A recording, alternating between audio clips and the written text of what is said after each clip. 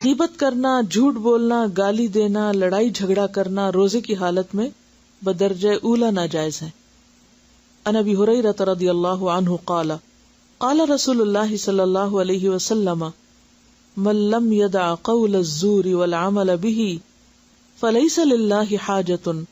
في ان يدع طعامه وشرابه رواہ البخاری۔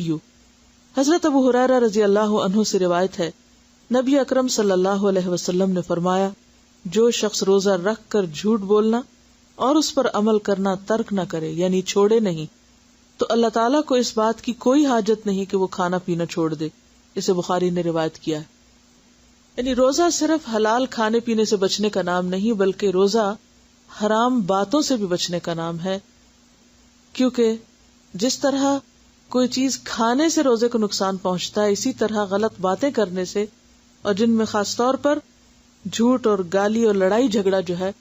وہ انسان کے روزے کو نقصان دیتے ہیں۔ تو ان تمام امور سے بچنے کی ضرورت ہے، اور روزے کا تو اصل مقصد ہی یہی ہے کہ انسان ان چیزوں سے پرہیز کرے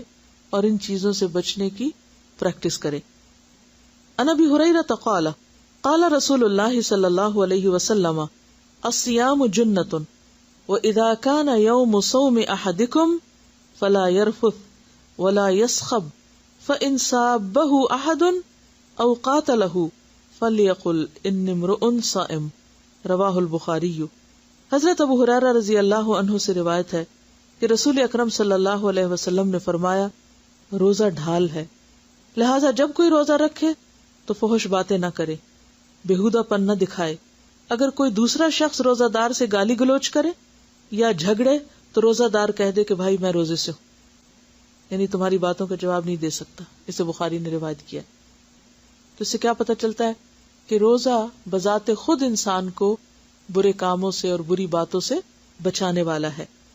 تو پہلی بات تو یہ کہ روزے دار کو خود سوچنا چاہیے، خود خیال کرنا چاہیے، احساس کرنا چاہیے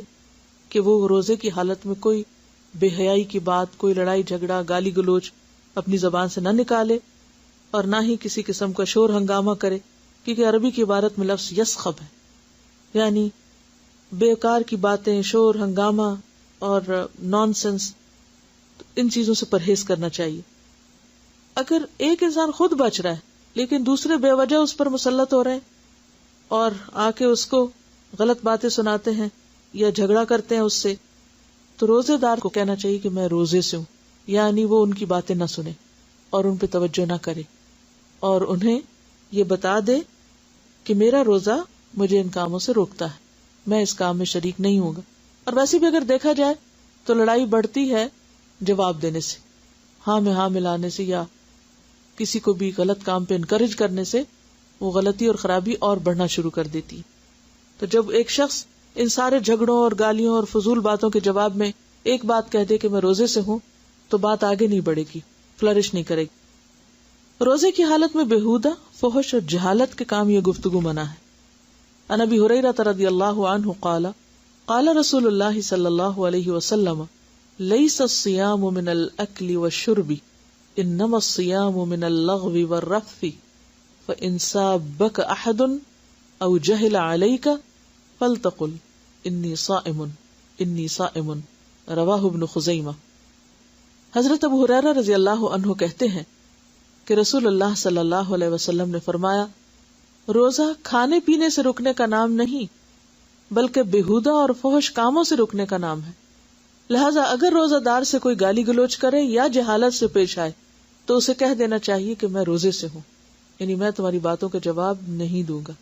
اسے ابن خزیمہ نے روایت کیا ہے۔ تو اس حدیث سے کیا پتہ چلتا ہے کہ روزہ